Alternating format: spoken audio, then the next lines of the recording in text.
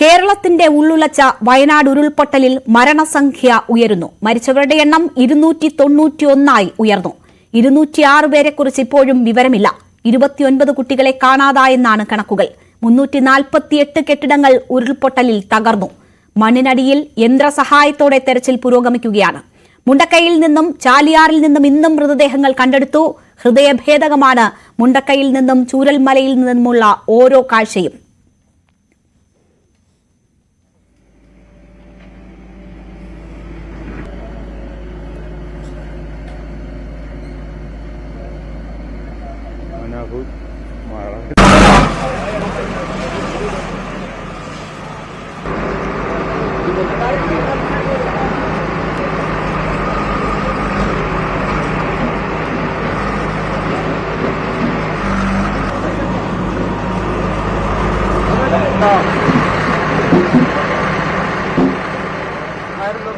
മുണ്ടക്കൈയിലെ സൈന്യം നിർമ്മിച്ച ബെയിലിപ്പാലത്തിന്റെ നിർമ്മാണം പൂർത്തിയായി. ഇതോടെ കൂടുതൽ യന്ത്രസാമഗ്രികൾ മുണ്ടക്കൈയിലേക്ക് എത്തിക്കാനാകും. അതാണ് അവിടെ നിന്ന് വരുന്ന ഏറ്റവും പുതിയ വാർത്ത.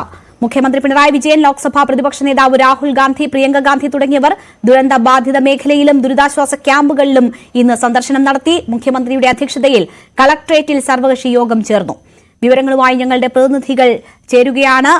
ഏറ്റവും ആദ്യം ഇപ്പോൾ വരുന്ന ഏറ്റവും ആശ്വാസകരമായ വാർത്തയിലേക്കാണ് നമ്മൾ നീങ്ങുന്നത്. ബെയിലിപ്പാലത്തിന്റെ നിർമ്മാണം പൂർത്തിയായിരിക്കുന്നു. കഴിഞ്ഞ 2 ദിവസത്തെ സൈന്യത്തിന്റെ ശ്രമഫലമായാണ് അവിടെ ബെയിലിപ്പാലം ഒരുങ്ങിയിരിക്കുന്നത്. 24 ടൺ ഭാരം വരെയും കയറ്റാൻ കഴിയുന്ന പാലമാണ് ഇപ്പോൾ തയ്യാറായിട്ടുള്ളത്. അതുകൊണ്ട് തന്നെ ഏറ്റവും ആധുനികമായിട്ടുള്ള, ഏറ്റവും ആ പ്രദേശത്ത് തെരച്ചിലിന് യോജിച്ച ഏതൊരു സാമഗ്രിയും അവിടെ എത്തിക്കാനുള്ള സൗകര്യം നമുക്ക് ഒരുങ്ങിയിരിക്കുന്നു. ദുരന്തത്തിൽ പാലം തകർന്നതിന് ശേഷം അവിടേക്ക് എത്തുന്നതിന് പരിമിതികൾ ഉണ്ടായിരുന്നു. താൽക്കാലിക പാലം നിർമ്മിച്ചാണ് ഇവിടെ രക്ഷാപ്രവർത്തകർ എത്തിക്കൊണ്ടിരുന്നത്. ഇനി ഏറ്റവും വലിയ ഭാര ഉപകരണങ്ങൾ വരെ നമുക്ക് ഈ പാലത്തിലൂടെ കയറ്റാൻ കഴിയുമെന്ന ഏറ്റവും അനുകൂലമായ സാഹചര്യം അവിടെ ഒരുങ്ങുകയാണ്.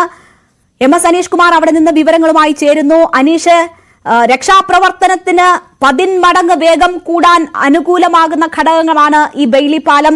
അതിന്റെ നിർമ്മാണം പൂർത്തിയാകുന്നത് കാത്തിരിക്കുകയായിരുന്നു നമ്മൾ ഓരോരുത്തരും. ഇപ്പോൾ ആ വാർത്ത അവിടെ നിന്ന് വരുന്നു. പാലം പൂർണ്ണ സജ്ജമായിരിക്കുന്നു. സൈന്യം അത് തുറന്നു കൊടുത്തോ? ഇന്ന് തന്നെ അവിടേക്ക് കൂടുതൽ ഉപകരണങ്ങൾ എത്തിക്കാൻ കഴിയുമോ? തീർച്ചയായും ഈ തെരച്ചിലുമായി ബന്ധപ്പെട്ട ഏറ്റവും ആശ്വാസകരമായ, ഏറ്റവും കാര്യങ്ങൾ മുന്നോട്ട് കൊണ്ടുപോകാൻ കഴിയുന്ന ഒരു നടപടിയാണ് ഇപ്പോൾ ഉണ്ടായിരിക്കുന്നത്. ഒരു മിനിറ്റ് പോലും പാഴാക്കാതെ 2 ദിവസമായി മിലിറ്ററിയിലെയും അടക്കമുള്ള മറ്റ് സന്നദ്ധ പ്രവർത്തകർ അടക്കം ഇതിനുവേണ്ടി രാപ്പകൽ മഴ നനഞ്ഞൊക്കെ അധ്വാനിക്കുമായിരുന്നു. എന്തായാലും അതിന്റെ ഫലമുണ്ടായിരിക്കുന്നു. ബെയിലിപ്പാലം പൂർത്തിയായി കഴിഞ്ഞിരിക്കുന്നു. ഇതിൽ ഏറ്റവും ഗുണകരമായി മാറുന്ന കാര്യം ലഘു യന്ത്ര സംവിധാനങ്ങൾ വെച്ചായിരുന്നു ഇതുവരെ തെരച്ചിൽ ഇത്തരം സ്ഥലങ്ങളിൽ നടന്നത്. പക്ഷേ അതിനു പകരം യന്ത്ര സംവിധാനങ്ങൾ ഇനി മറുകരയിലേക്ക് വാഹനങ്ങളിലൂടെ കയറ്റിക്കൊണ്ടുപോകാൻ കഴിയും എന്നുള്ളത് തന്നെയാണ് ഏറ്റവും അനുകൂല ഘടകമായി വിലയിരുത്തുന്നത്. ഇന്ന് രാവിലെ മുതൽ തന്നെ പുഴയുടെ മറുവശത്തേക്ക്, പുഴയിൽ വെള്ളം ഒഴുക്ക് കുറവുള്ള സമയത്ത് ഹിറ്റാച്ചികളും മറ്റ് മണ്ണുമാന്തി യന്ത്രങ്ങളൊക്കെ കടത്തിക്കൊണ്ടുപോവുകയും അവിടെ വലിയ തോതിലുള്ള തെരച്ചിൽ നടത്തുകയും ചെയ്തിരുന്നു. അതിൽ വലിയ ഗുണകരമായി ഭവിച്ചു. ആളുകളെ ഒന്നും ജീവനോടെ രക്ഷപ്പെടുത്താൻ കഴിഞ്ഞില്ലെങ്കിൽ പോലും നിരവധി മൃതദേഹങ്ങളാണ് ഇന്ന് നടത്തിയ തെരച്ചിലിൽ കണ്ടെടുക്കുകയും ചെയ്ത്. പ്രത്യേകിച്ചും വില്ലേജ് ഓഫീസ് പരിസരം അടക്കമുള്ള ഇടങ്ങളിൽ നിന്നാണ് കൂടുതൽ മൃതദേഹങ്ങൾ കണ്ടെടുക്കാൻ കഴിഞ്ഞത്. നേരത്തെ തന്നെ സർക്കാരും സൈന്യവും ഒക്കെ പറഞ്ഞത് ഈ കഴിഞ്ഞ ദിവസങ്ങളിൽ നടത്തിയ തെരച്ചിലിൽ ജീവനോടെ ആരെയും കണ്ടെത്താൻ കഴിഞ്ഞിട്ടില്ല. പക്ഷേ മൃതദേഹങ്ങൾ ഈ ദുരന്ത ഭൂമിയിൽ നിന്ന് പുറത്തേക്ക് എടുക്കുക എന്നത് ഒരു ശ്രമകരമായ ദൗത്യം തന്നെയാണ്. എന്തായാലും ആ ദൗത്യത്തിലേക്ക് ഇപ്പോൾ കടന്നിരിക്കുന്നു. പലരുടെയും ശരീരഭാഗങ്ങളും മറ്റുമൊക്കെയാണ് പലപ്പോഴായി കിട്ടുകയും ചെയ്തിരിക്കുന്നത്. ഇനിയും നിരവധി പേർ മണ്ണിനടിയിൽ കാണാമറയത്ത് ഉണ്ട്. ഈ കാണാതായവരുടെ ഉറ്റവരും ഉടയവരുമൊക്കെ ഈ ആശുപത്രികളിലും മറ്റുമൊക്കെ എത്തി ഇവർക്ക് വേണ്ടി അന്വേഷിക്കുന്ന ഒരു കാഴ്ചയുമുണ്ട്. എന്തായാലും ഇത്തരത്തിലുള്ള ഈ തെരച്ചിലിന് ഗതിവേഗം വർദ്ധിപ്പിക്കുന്നതാണ് ഈ പാലത്തിന്റെ നിർമ്മാണം. ഇനി പാലത്തിലൂടെ അനായാസം സാധന സാമഗ്രികൾ മറുവശത്തേക്ക് പോവുകയും ഈ ദുരന്തമുണ്ടായ ഇടങ്ങളിലേക്ക് വലിയ JCBകൾ അടക്കമുള്ള സംവിധാനങ്ങൾ പോകുന്നതിന് ഒരു സാഹചര്യം തെളിയും എടുക്കാം. തീർച്ചയായും രക്ഷാപ്രവർത്തനത്തിന് വേഗം കൂട്ടുന്ന നടപടികളാണ് അവിടെ നടക്കുന്നത്. 31 രാവിലെ 7 മണിയോടുകൂടിയാണ് പാലം നിർമ്മാണം സൈന്യം ആരംഭിച്ചത്. അത് നേരത്തെ പറഞ്ഞതുപോലെ തന്നെ 1-ാം തീയതി വൈകുന്നേരമാകുമ്പോഴേക്ക് ആ പാലം നിർമ്മാണം പൂർത്തിയാവുകയാണ്. വലിയ ശ്രമകരമായ ദൗത്യമാണ് സൈന്യത്തിന്റെ ഭാഗത്തു നിന്നും ഉണ്ടായിരിക്കുന്നത്. ഈ രക്ഷാദൌത്യത്തിലെ ഒരു നിർണായക ചുവടുവയ്പ് എന്ന് തന്നെ നമുക്ക് പറയാം. ഈ പാലം നിർമ്മാണം പൂർത്തിയാകുന്നത് 24 ടൺ വരെ ഭാരം വഹിക്കാൻ ശേഷിയുള്ള പാലമാണ് അവിടെ ഒരുങ്ങിയിരിക്കുന്നത്. അതുകൊണ്ട് തന്നെ ഭാരമേറിയ ഏത് യന്ത്രസാമഗ്രികളും ഇനി മറുകരയിൽ എത്തിച്ച് തെരച്ചിലിന് വേഗം കൂട്ടാൻ നമുക്ക് സാധിക്കുമെന്നുള്ളതാണ് ഏറ്റവും അനുകൂലമായ ഘടകം. നമുക്കറിയാം ബ്രിട്ടീഷ് ഉദ്യോഗസ്ഥനായിരുന്ന ഡൊണാൾഡ് ബ്രെയ്ലിയുടെ ആശയം അത് കടമെടുത്തുകൊണ്ടാണ് ദുരന്ത മേഖലകളിൽ സൈന്യം ഇത്തരം പാലങ്ങളുടെ നിർമ്മാണം നടത്തുന്നത്. നമ്മുടെ രാജ്യത്ത് പല ദുരന്ത ഇടങ്ങളിലും നമ്മൾ ഈ രീതിയിലുള്ള നിർമ്മാണം കണ്ടിട്ടുള്ളതാണ്. ലഡാക്കിലാണ് ആദ്യമായി ഇത്തരം പാലം നിർമ്മിക്കുന്നത്. അതിനുശേഷം കേരളത്തിൽ 2 റാന്നിയിൽ 1996-ലും 2011 ശബരിമലയിലും ബെയ്ലി പാലം നിർമ്മിച്ചു. പക്ഷേ ഇപ്പോൾ ഇതിന്റെ സാഹചര്യം സമാനതകളില്ലാത്ത ഒരു ദുരന്തത്തിന്റെ മുഖത്ത് ആണ് നമ്മൾ ഈ പാലം നിർമ്മിക്കുന്നത്. 3 ദിവസമായി തെരച്ചിൽ നടക്കുന്നു. പക്ഷേ തെരച്ചിലിന് വേഗം കൂട്ടാൻ നമുക്ക് കഴിയുന്നില്ല. അതിനുള്ള യന്ത്രസാമഗ്രികൾ അവിടേക്ക് എത്തിക്കാൻ സൗകര്യമില്ലായിരുന്നു എന്നതായിരുന്നു അതിന് ഏറ്റവും പ്രധാന തടസ്സം. ഇത് മുന്നിൽ കണ്ടുകൊണ്ടാണ് അവിടെ സൈന്യം പാലം നിർമ്മാണം തുടങ്ങിയത്. ഇന്ന് 2 ദിവസം എടുത്ത് ആ പാലത്തിന്റെ നിർമ്മാണം അവിടെ പൂർത്തിയാവുകയാണ്. ഡൽഹിയിൽ നിന്നും ബംഗളൂരുവിൽ നിന്നും ഒക്കെ കൊണ്ടുവന്ന ഉപകരണങ്ങൾ അത് കണ്ണൂർ വിമാനത്താവളത്തിൽ എത്തിച്ച് റോഡ് മാർഗം ട്രക്കുകളിലായി ഈ സ്ഥലത്തെത്തിച്ചാണ് ആ നിർമ്മാണം പൂർത്തിയാക്കിയിരിക്കുന്നത്. അതുകൊണ്ട് തന്നെ ഇനി അതിവേഗം അവിടെ ദുരിതാശ്വാസ പ്രവർത്തനങ്ങൾ നടക്കും എന്നതാണ് നമ്മൾ പ്രതീക്ഷിക്കുന്നത്. അനീഷ് തുടരുന്നുണ്ട്. അനീഷ്, ഇന്ന് പക്ഷേ അവിടുത്തെ തെരച്ചിൽ മോശം കാലാവസ്ഥ മൂലം നിർത്തിവെച്ചു എന്ന വിവരങ്ങളാണ് വരുന്നത്. ഉച്ച മുതൽ തന്നെ അതിശക്തമായ മഴയുണ്ടായിരുന്നു. അവിടെ ആ പ്രഭവ കേന്ദ്രം അതിനടുത്തുള്ള ഇടങ്ങളിലൊക്കെ തെരച്ചിലിന് പോയവർ മടങ്ങി വരണമെന്ന് നിർദ്ദേശം കൊടുത്ത് അവരെ തിരിച്ചു വിളിക്കുന്ന സാഹചര്യമൊക്കെ ഉണ്ടായിരുന്നു. ഇന്ന് തെരച്ചിൽ അവസാനിച്ചതിന് ശേഷമാണ് ഈ പാലം സജ്ജമായിരിക്കുന്നത്. അതുകൊണ്ട് തന്നെ ഇനി എന്തൊക്കെ സാധ്യമാകും? സൈനിക വൃത്തങ്ങൾ എന്തെങ്കിലും സൂചനകൾ നൽകുന്നുണ്ടോ? അവിടെ മന്ത്രിമാർ ഉൾപ്പെടെയുള്ളവർ ഇതിനെ ഏകോപിപ്പിക്കുന്നുണ്ടോ പ്രവർത്തനങ്ങളെ? ഇന്ന് എന്തൊക്കെയായിരിക്കും ഇനിയുള്ള മണിക്കൂറുകളിൽ നടക്കുക?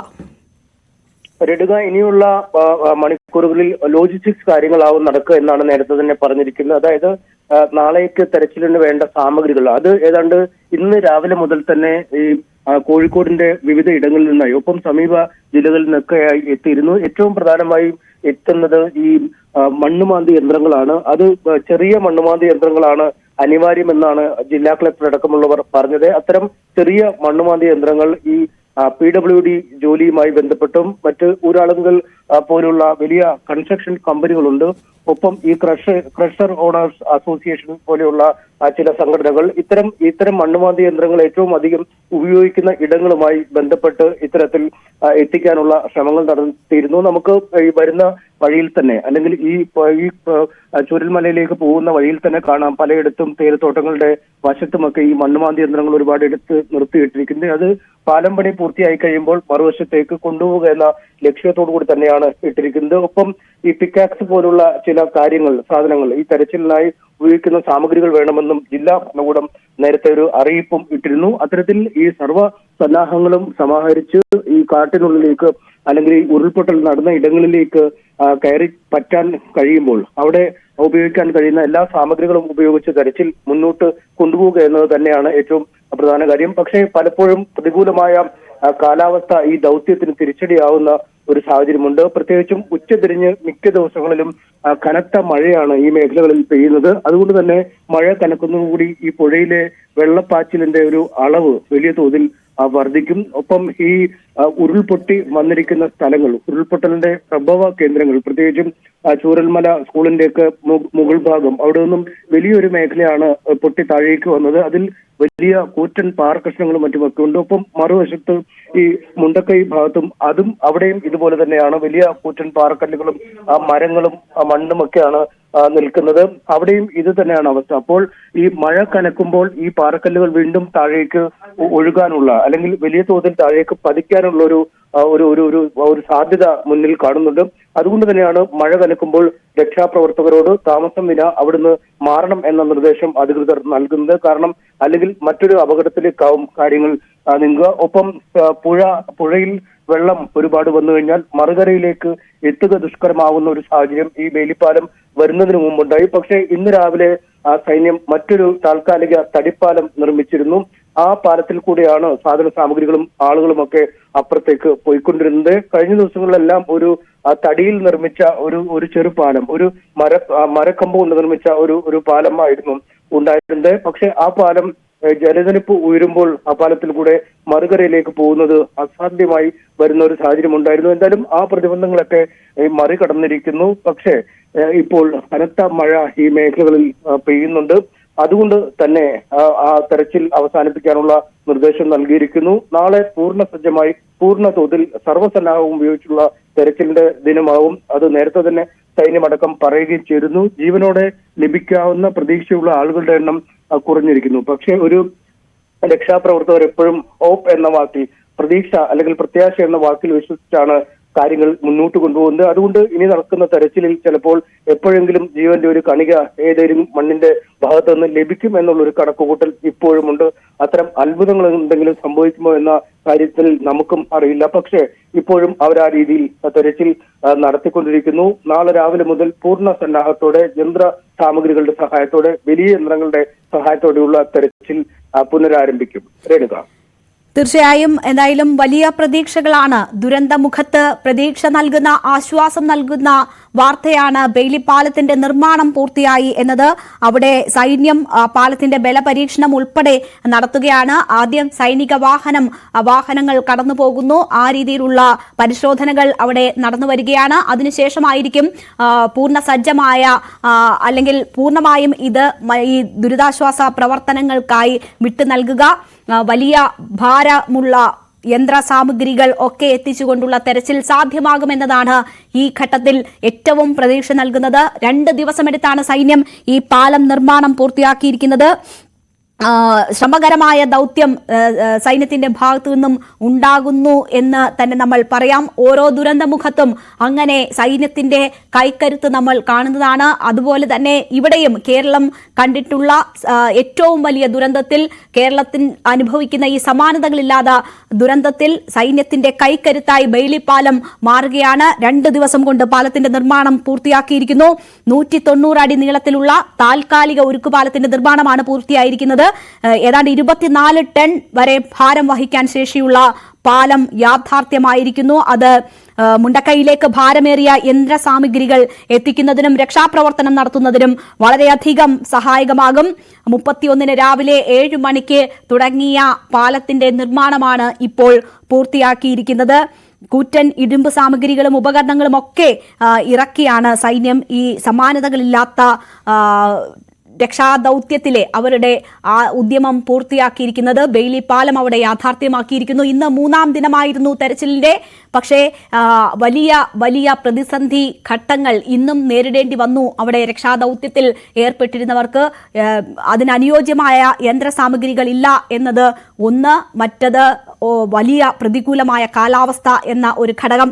ഇത് രണ്ടും തെരച്ചിലിനും അവിടെ രക്ഷാദൌത്യത്തിനും വലിയ വെല്ലുവിളി ഉയർത്തിയിരുന്നു. അതൊക്കെ മറികടക്കാൻ പറ്റുന്ന വിധത്തിലേക്ക് കൂടുതൽ യന്ത്ര സാമഗ്രികൾ എത്തിച്ചുകൊണ്ട് നാളെ തെരച്ചിൽ സാധ്യമാകും എന്നതാണ് നമ്മൾ പ്രതീക്ഷിക്കുന്നത്.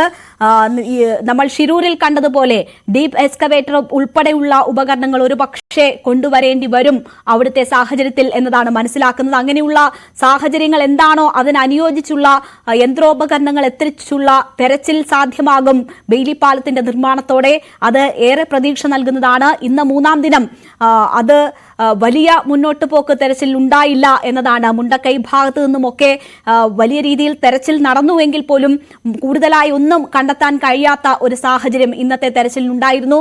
CV അനുമോദാണ് നമ്മളുടെ പ്രതിനിധി ഇന്ന് മുണ്ടക്കൈ ഭാഗത്ത് ഈ രക്ഷാദൌത്യം നടന്ന ഇടങ്ങളിൽ എത്തിയിരുന്നത്. പക്ഷേ അവിടെ പലയിടങ്ങളിലും ഈ വീടിന്റെ അവശിഷ്ടങ്ങൾ മാറ്റി തെരച്ചിൽ നടത്തിയെങ്കിലും ഒന്നും കണ്ടെത്താനായില്ല എന്നതാണ് അനുമോദ്